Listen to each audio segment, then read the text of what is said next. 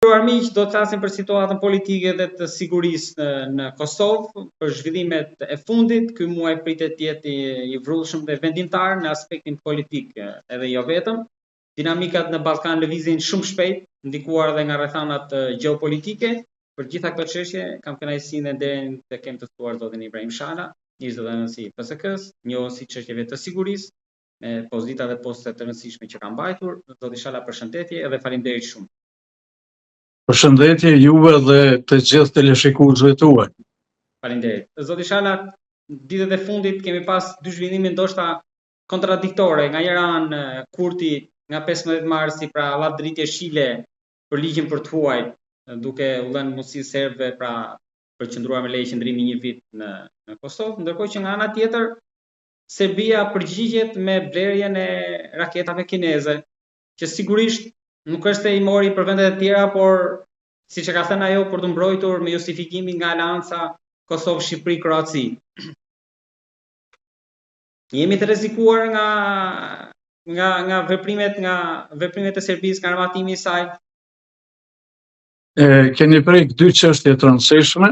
Kuptohet se kjo çështja e raketave balistike, kjo është diçka më rëndësishme, por po fillojmë me këto ligjin për qëndrimin e të huajve në Kosovë. Kjo është një veprim shumë i drejtë dhe ka qenë një veprim i rrodhës i qeverisë së Kosovës, sepse e qartëson shumë gjona. Për shtetin dhe sigurinë e shtetit është me shumë rëndësi evidentimi i qytetarëve të vet, pastaj evidentimi i hyrjeve dhe daljeve të gjithë vizitorëve të jashtëm në territorin e Kosovës.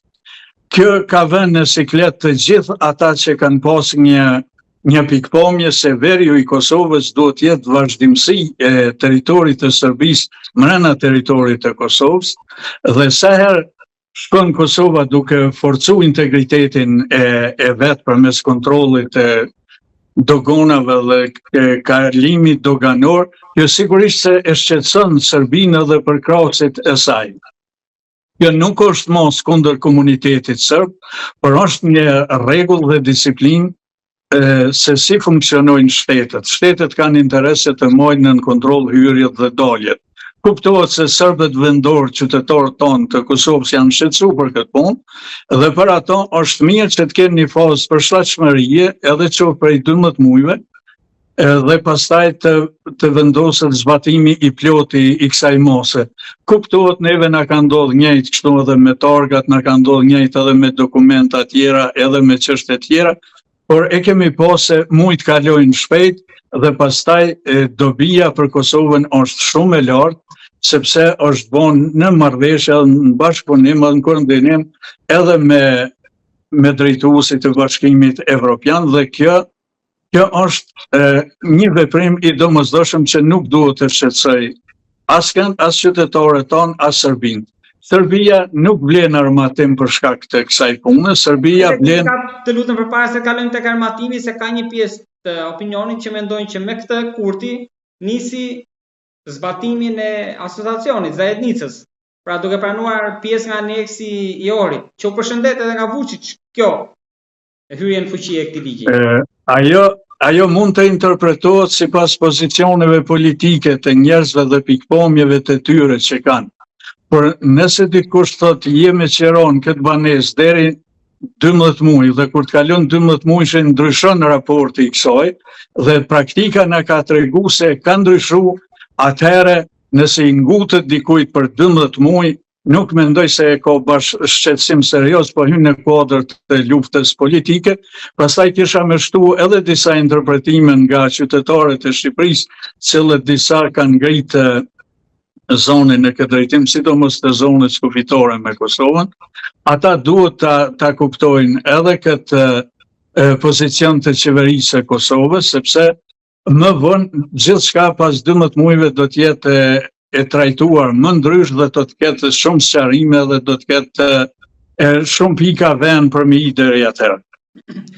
E ka dëmtuar ndoshta në opinion, në perceptim Kurtin kjo, sepse erdhi më njëherë pas deklaratës së ministrit për sa i përket pronave të Deçanit, pra që e bëra për ty, ndërkohë që tani jepet drita e jeshile ligjit për të huajt, pra janë dy Edhe kjo është pjesë e propagandës politike dhe luftës politike, sepse çdo kryeministër që vjen në pushtet ka për obligim të zbatoj vendimet e gjykatave më të larta të shtetit, gjykatës kushtetuese, gjykatës supreme. Nëse ju mendoni se duhet të bëjë pjesë e Bashkimit Evropian, e Evropës së Bashkuar, atëherë pika parë është ligjshmëria. Prandaj drejtuesit kosovar të pushtetit të lartë duhet të jenë të vëmendshëm dhe të qëndrueshëm atje në tavolinën e bisedimeve dhe kur bëhen bisedimet me palën serb ose me partner tjerë ndërkombëtar, e jo pastaj kur të vinë vendimet e gjykatave të larta kushtetuese për t'i zbatuar ato. Pikërisht moszbatimi i tyre krijon penallti ose imazh të dobët për Kosovën. Zoti Shala, si është situata tani në veri, sepse me krizën politike në Prishtinë është larguar vëmendja dhe nga situata atje. Plus që nuk e kemi parë më edhe Kurtin apo Zvelçin që bëj patrullim me motora si më përpara atje. Pra mund të flasim për një situatë të qetë dhe është politika ajo që e rikthen vëmendjen dhe e largon e përdor. Veriu ka qenë në vëmendjet e mediave dhe analizave para një viti, 2-3, ashtu varësisht si janë zhvillu veprimet atje dhe çfarë ngjarje ka pas janë zhvillu. Ndërsa tash, nëse jeta hyn në rrjedhat normale, janë marrë zgjedhjet lokale dhe komunat me shumicë të komunitetit serb kanë zgjedhur udhëheqjen e tyre, kryetarët e komunave, asamblet komunale dhe zhvillojnë jetën e tyre, kufiri është i kontrolluar dhe mahet në regjim të mirë kontrollit, atëherë pse duhet të ketë aty shqetësime dhe pse duhet të jetë veriu tem? Kur s'është tem, nuk është tem. Ikim për kësaj, ecim më të tjerë.